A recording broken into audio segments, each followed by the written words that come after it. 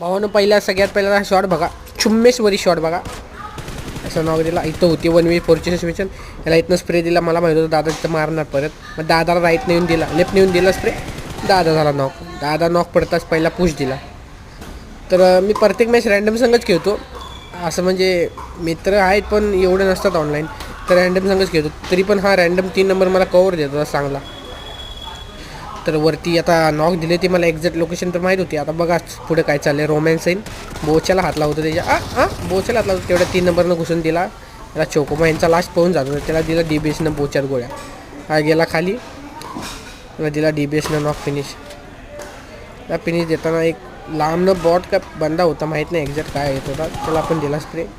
मला इथं कन्फर्म. मित्रांनो कसा वाटला तुम्हाला व्हिडिओ 1v3?